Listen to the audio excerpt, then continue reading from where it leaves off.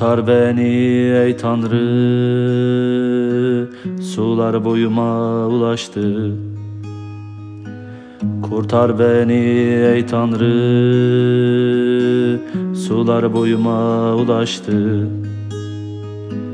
Batağa gömülüyorum, basacağım bir yer yok, derin suda battım, sellere kapıldım. Batağa gömülüyorum, basacağım bir yer yok, derin suda battım, sellere kapıldım.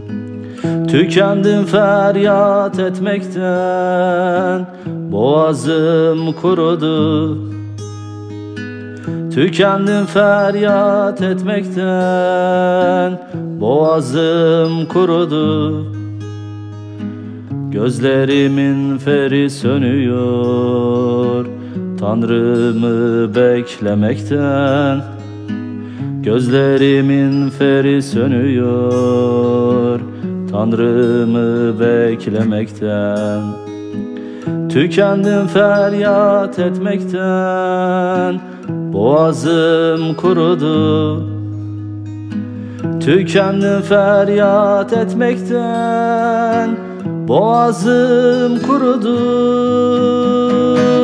Gözlerimin feri sönüyor, Tanrımı beklemekten.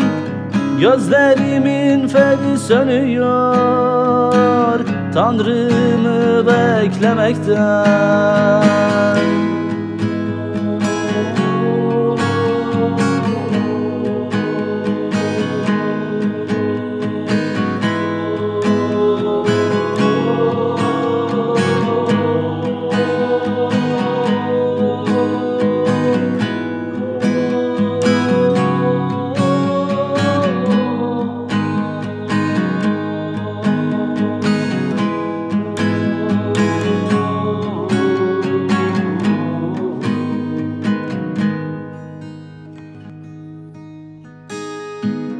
Kulak ver bana ya Rab, yanıtla beni Tanrım.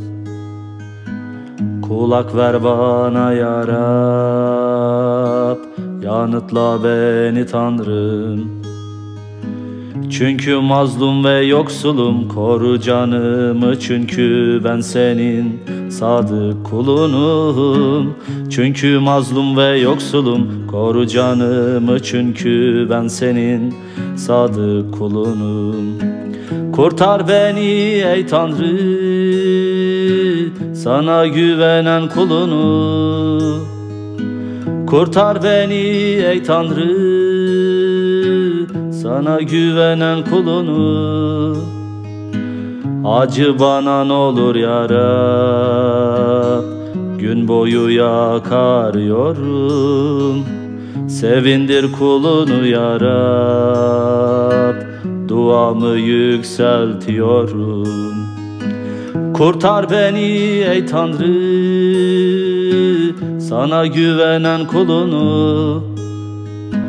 Kurtar beni ey Tanrı, sana güvenen kulunu.